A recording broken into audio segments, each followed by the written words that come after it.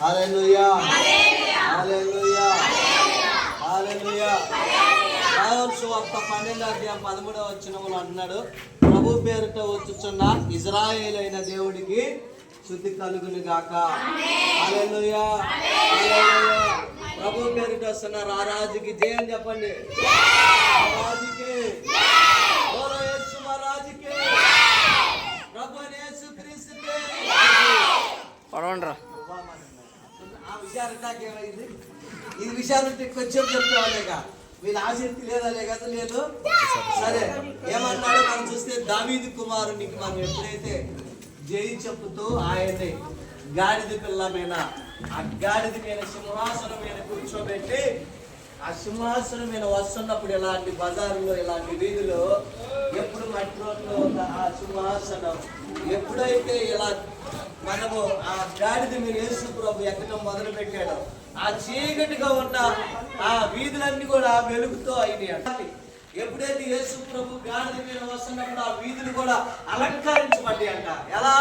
పూలతో, ఈత పాటలతో ఇలా చెప్పారు. ఇంకా నూతనమైన వస్త్రాలతో ఆ వీధులు ఒకప్పుడు మట్టిగా, మురిగ్గా, దుమ్ముగా ఉండే వీధులన్నీ యేసు ప్రభు గాడిద మీద వస్తున్నప్పుడు ఆ వీధులు ఏమైపోయాయి?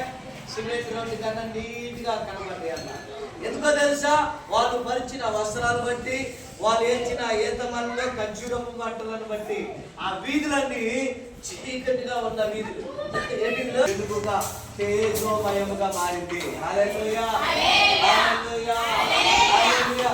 ఆయన ఆహ్వానించిన గుణవరాలు, ఆయన ఆహ్వానించిన బజార్లన్నీ కూడా ఎలా ఉన్నాయి అంటే తేజోమయముగా ఉన్నాయి. చీకటిగా ఉన్న జీవితాలు వెలిగించబడ్డాయి. హల్లెలూయా. వెలుగులో జీవించబడ్డాయి. హల్లెలూయా. ప్రార్థన చేసుకుందాం. స్తోత్రాలు ప్రభువా, నీ పాదాలకు వందనాలయ్యా.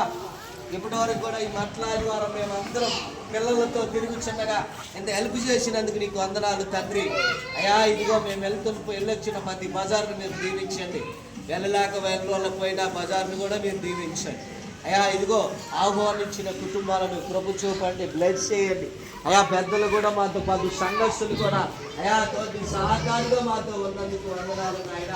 ఈ పిల్లల కార్యక్రమం, ఈ మాటల కార్యక్రమంలో ఇదిగో వారు కూడా మేము ఉన్నామని మాతో పాటు తిరిగి ప్రోత్సహించి విజయంగా మాకు ముందుగా నిలబడిన అయా ఇక్కడున్న పెద్దలను, విశ్వాసులను, పెద్దలను జ్ఞాపకం చేసుకొని మీరు కృప చూపండి.